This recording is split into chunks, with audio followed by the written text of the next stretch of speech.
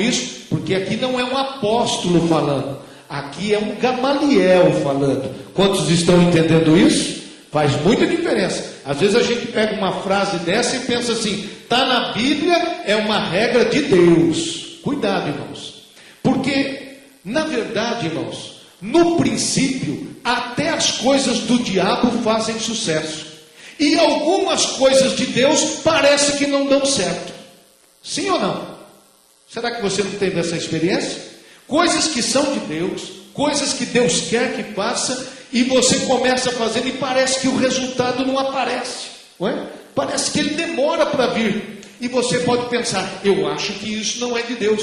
Engano seu, engano nosso. Pode ser de Deus, sim. Pode ter uma oposição, pode ter uma privação, uma provação antes de Deus aprovar aquilo. Amém, meus irmãos? E tem coisas que são do diabo e que começam indo bem. Começam indo bem. A diferença não está no começo e nem está no meio. A diferença está no fim das coisas. Você pode glorificar a Deus por isso?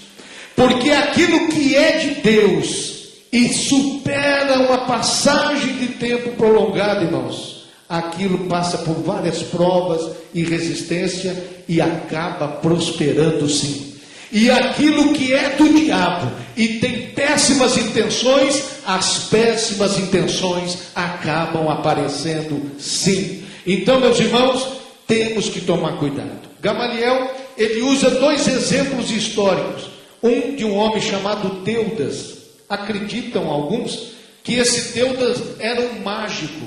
E ele chamou pessoas e disse, vamos até lá no Rio Jordão. Eu vou dar uma ordem e o Rio Jordão vai abrir. E ele conseguiu 400 seguidores. Olha só que coisa impressionante. Ele conseguiu 400 seguidores. Mas diz aqui o próprio Gamaliel que o Teudas dizia ser alguém. Ele falava dele mesmo. E o que aconteceu?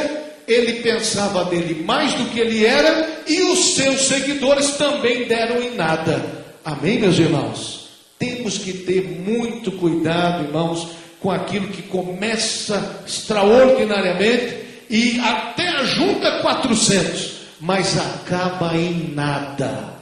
Judas é um outro exemplo. Esse Judas era um homem que levantou-se para dizer, não sigam mais as ordens do Império Romano. Qualquer homem que paga tributos para Roma é um homem covarde. Este era o discurso desse tal de Judas. Ele levantou também seguidores e acabou se dispersando todos eles, porque é coisa que não era aprovada por Deus. Amém, meus irmãos? Então nós devemos estar muito atentos.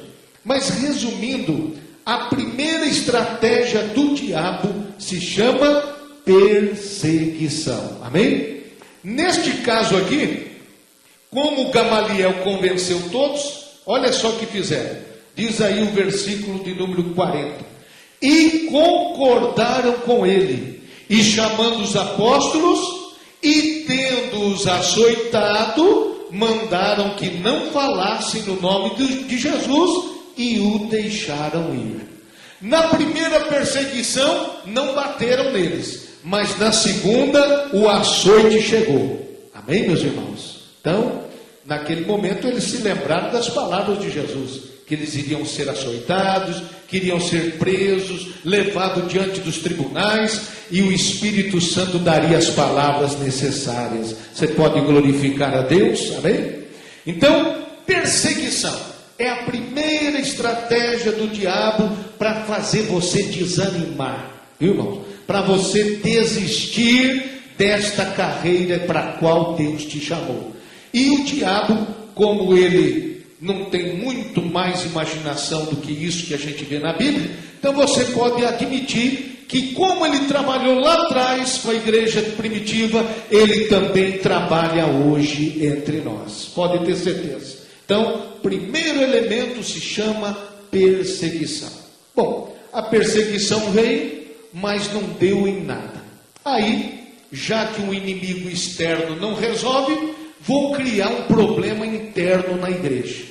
E ele encheu o coração, o diabo, encheu o coração de Ananias e Safira, e entraram com a segunda estratégia. Já que a violência não vai parar essa igreja, então vamos colocar hipocrisia no meio da igreja. E aí, irmãos, vocês conhecem a história, eu posso ser bem resumido. Eles combinam em casa para ter o mesmo prestígio de Barnabé, que havia doado todos os seus bens nos pés dos apóstolos. Eles combinaram em casa de vender a sua herança e entregar também aos pés dos apóstolos, que estavam administrando a igreja, a distribuição entre todos os irmãos. Mas aí eles combinaram algo que reprovou-se diante de Deus. Eles combinaram de dizer que era um preço, quando na verdade era outro preço. E é nisso, irmãos, que reside a reprovação de Deus através do próprio apóstolo Pedro, não é? O capítulo 5, vocês podem ler comigo, não há problema nenhum. Diz assim o capítulo 5, verso de número 8. Disse-lhe Pedro: dize-me, vendeste portanto aquela herdade? E ela lhe disse: sim, portanto. Então Pedro lhe disse: por que é que entre vós concertastes para tentar o Espírito do Senhor? Eis aí a porta os pés do que sepultaram teu marido, e também te levarão a ti. E logo caiu aos seus pés e expirou. E entrando os jovens, acharam-na morta e a sepultaram junto do seu marido. Amém, meus irmãos? Então, aqui o apóstolo não faz nenhuma reprovação quanto à desonestidade. A reprovação maior aqui é a falta de integridade. Qual é a diferença das duas, irmão? E as duas coisas fazem a gente ser hipócrita. Desonesto é aquele que não entrega o que tem que entregar. E falta de integridade é aquele que não entrega o que tem que entregar e diz que entregou o que devia entregar.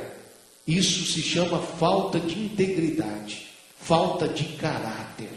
Mas como isso ia se instalar no meio da igreja, e se desse certo na vida de Ananias e Safira, viraria uma prática. Outros poderiam ficar sabendo do mau exemplo e a mentira ia predominar na vida da igreja. Todo mundo querer parecer que é uma coisa e na verdade é outra coisa. Eu quero dizer para os irmãos diante de Deus, irmão, nós tratamos na igreja com Deus que nos conhece por dentro e por fora. Aqui não pode prevalecer fingimento, nem hipocrisia, nem faz de conta. Aqui todas as coisas são nulas e patentes diante daquele com quem temos que tratar. Você pode glorificar Deus por isso?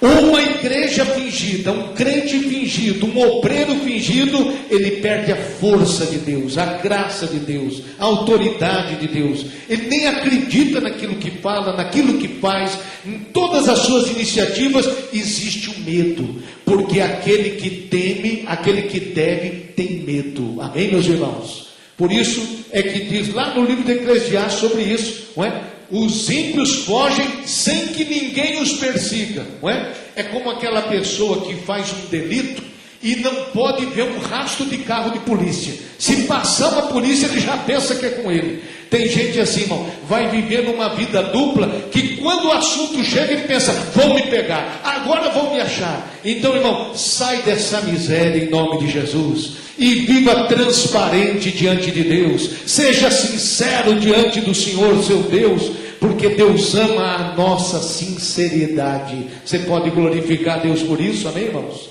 Então, a perseguição pode destruir, mas não destrói uma igreja. A hipocrisia dentro da igreja pode acabar com a vida de uma igreja. E olha, quando um obreiro é hipócrita, aqueles auxiliares do lado dele aprendem a ser hipócrita como ele, irmão. Por isso, você tem que prestar bem atenção. Você não precisa parecer melhor do que ninguém, nem mais santo do que ninguém. O que as pessoas querem saber é se você reconhece quando erra, se você aceita quando erra. O seu carro tem marcha ré, você também tem que dar marcha ré. Você pode glorificar a Deus por isso, amém, irmãos? Você pode voltar atrás, reconhecer o seu erro e seguir cantando o hino da vitória. Bendito é o nome do Senhor. Hipocrisia, irmãos, também chama um outro assunto aqui, que acaba destruindo vida de igreja, vida de grupos,